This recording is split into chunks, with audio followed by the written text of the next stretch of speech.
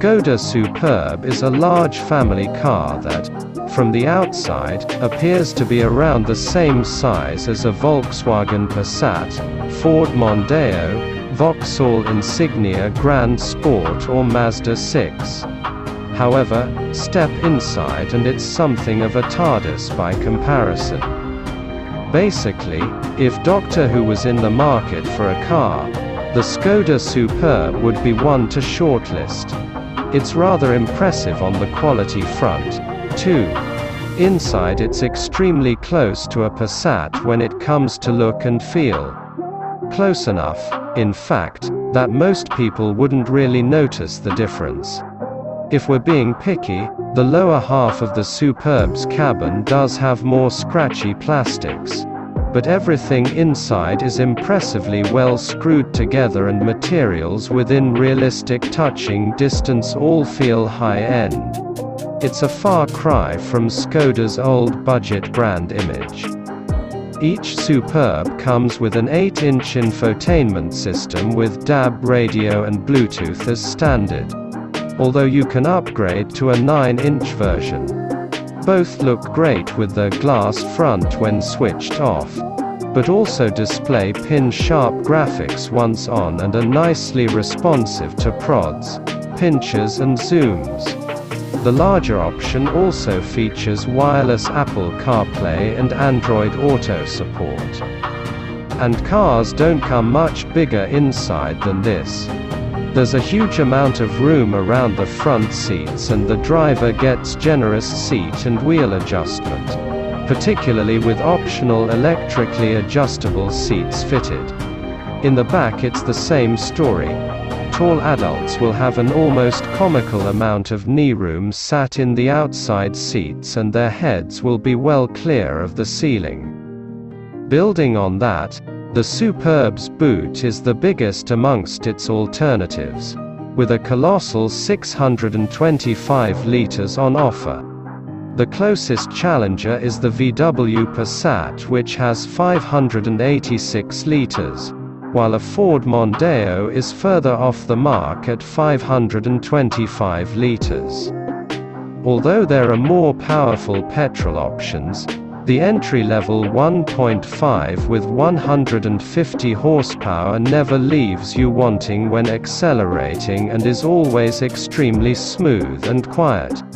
It's a great choice if you do most of your driving in town, but there's also a fantastic plug-in hybrid model to consider if you fancy something you can cruise around in at low speeds using just electrical power. The latter is so good, it picked up the Best Large Hybrid Car Award in the 2021 CarWow Car of the Year Awards. Given the SuperB is a popular company car, diesel is likely to remain a very popular option, though.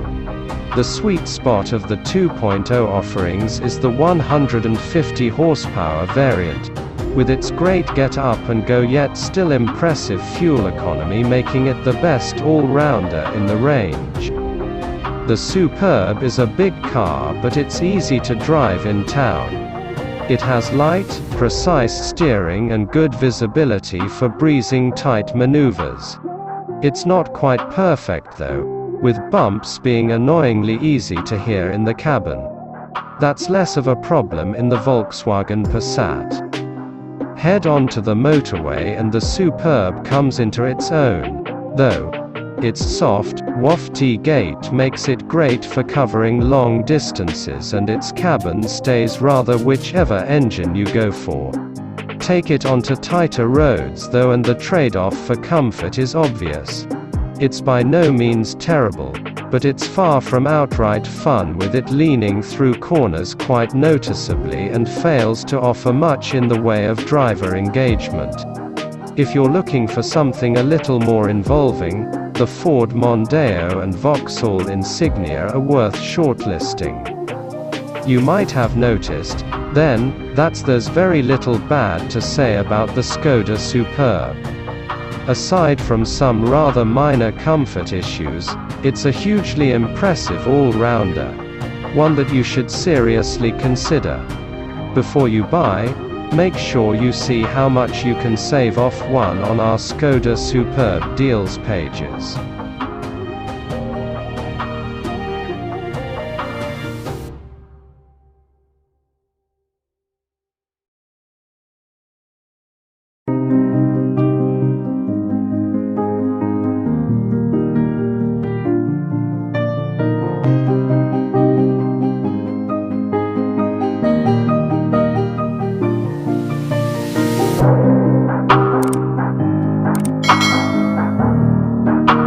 If you're familiar with the Skoda Octavia, then at first glance the new SuperB might appear a bit of a disappointment, with much of its switchgear and onboard tech sourced from its smaller brother, and other MQB platform cars.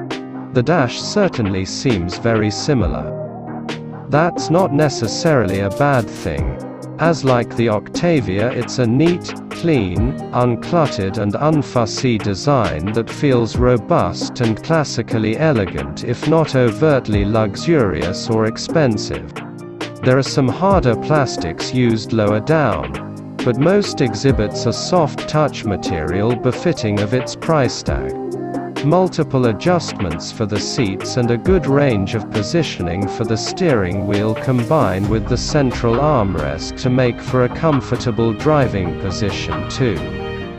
The classic white on black Skoda instruments look simple and are easy to read, though the Lauren and Clement models' cream borders actually look a little cheap, while the inset fuel gauge should be round but looks oddly egg-shaped.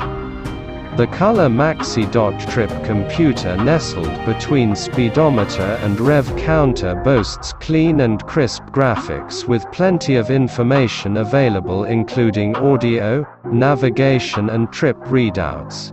You can specify Skoda's virtual cockpit system for the first time in the SuperB, offering a highly configurable set of dials in place of traditional instruments. Like the ones you'll find in a Volkswagen or Seat, you can spend ages flicking between various selections, so take some time to set it up how you want it before you get going, as it can be quite distracting to operate on the move. It's worth pointing out that the standard 8.0-inch touchscreen infotainment system is actually more user-friendly than the 9.2-inch unit, as it comes with shortcut buttons around the outside of the screen. The larger unit does not. The sat-nav has sharp graphics and bright colors on any system, with a simple intuitive interface and easy-to-follow instructions. If you've got an Apple iPhone, the onboard Apple CarPlay is incredibly simple to use too, allowing for voice control through Siri or familiar touchscreen app-style operations through the car's system. The same goes for Android Auto too. If there's one thing this car is built to conquer, it's this. And so it's fair to say that Skoda SuperB comfort is borderline exemplary. For a start, no matter where you sit, there's acres of room. As is tradition, the largest Skoda in the range can rival many premium German manufacturers' luxury models for lounging space. 28 mm longer than previous, the largest change in dimensions is from the 80 mm lengthier wheelbase. As you'd expect, this results in class-leading levels of legroom for rear passengers. It's 47 mm wider and 6 mm higher too. And you certainly notice the extra width, especially when sitting up front. Rear passengers also benefit from an optional tablet or phone mount on the rear of the front seats, which allows them to control in-car entertainment and view their trip itinerary from the navigation. A power socket in the rear of the center console keeps portable devices powered, and the tri-zone climate control on Lauren and Clement models ensures they can keep cool, or warm, independently of the settings in the front of the cabin. Choose that top-spec trim and you'll also benefit from the firm's first adaptive suspension system. Drivers can choose between different modes, including comfort, and tailor the car's suspension responses to their desires and road conditions. Most of the time it works rather well. Leave it in normal to get the best from it though, as while comfort allows for greater bump absorption, it does tend to induce some wallow through corners. Short sharp shocks rarely make their way through to the cabin. Only some subtle suspension noise alerts you to their presence. Larger bumps in close formation can upset the SuperB and send it into an unsettled bouncing motion. At speed it feels amplified, and it's an odd and not entirely pleasant feeling. There's little wind or engine noise noticeable though, and all the seats are comfortable. Though sadly the rear seats aren't electrically adjustable like you may find in more expensive premium German models.